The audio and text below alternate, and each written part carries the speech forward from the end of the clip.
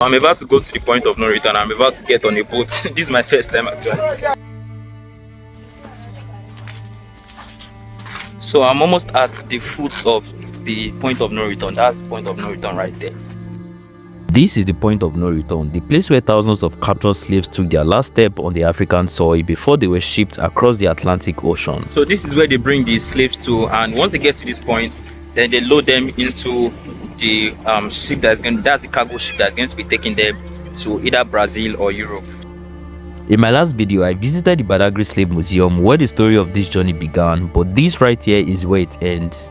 After days of being chained and kept in cells, the slaves are made to cross these lakes and forced to walk for miles with chains on their hands and feet. And once they crossed this water, there was no coming back as they are taken on a journey to an unknown destination.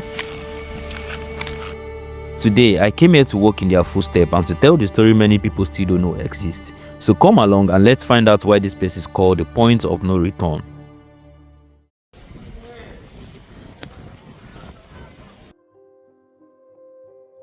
The Point of No Return is not just a name, it's the exact route where thousands of slaves walked over 500 years ago. After being held in the slave cells for days with little or no food, the captured men, women and even children were chained together by their hands, neck and feet, and they were marched down to the edge of the Badagry lagoon.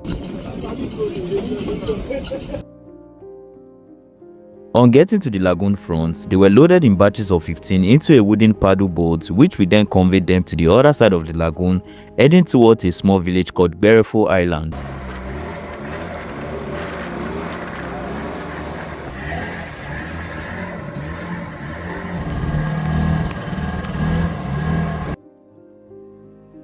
Once they get to Gberefu Island, then the real journey began as they were forced to march down barefooted for over 2 kilometers in straight lines with chains still on their hands and feet. So apparently this is the route that leads to the what's it called, the Atlantic Ocean. So the slaves, they are brought from the slave museum, right, from the cell, then they are brought to this island. It's called Gberefu Island, right?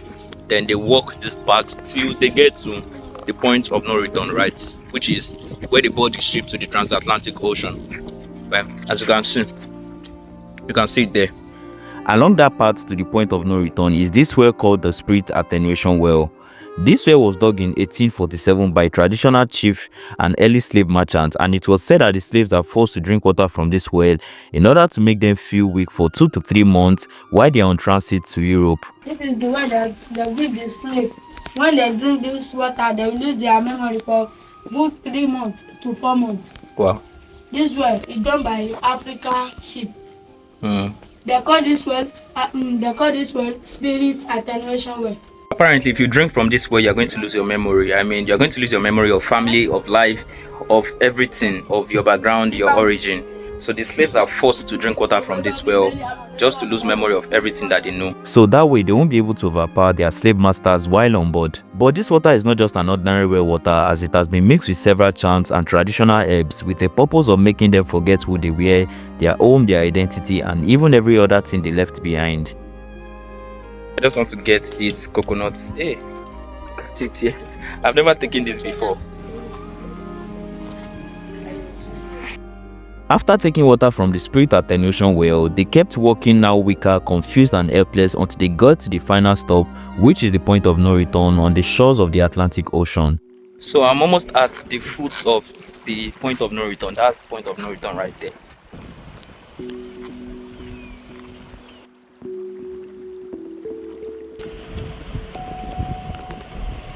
Okay, so I currently just got to the point of no return and I'm about to go see what's happening there. Once they got to the shoreline, a massive cargo ship that would take them across the Atlantic Ocean would be waiting just a few kilometers into the ocean. The cargo ship could not come close to the shoreline because of how shallow the coast was.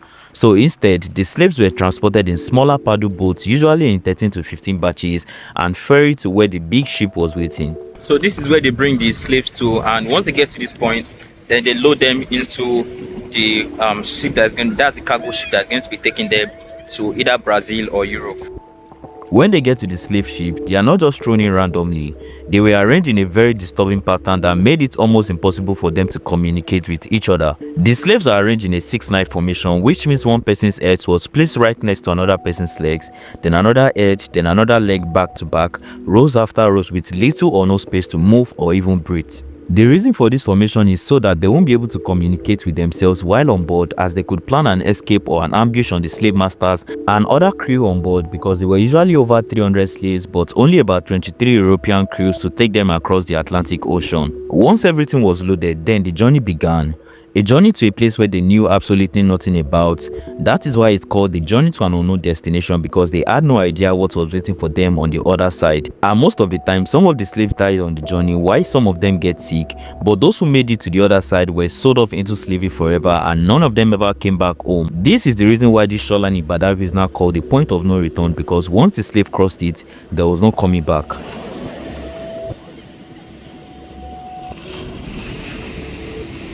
This was the painful brutality that Africans had to go through during the transatlantic slave trade, a past that was so dark yet so real.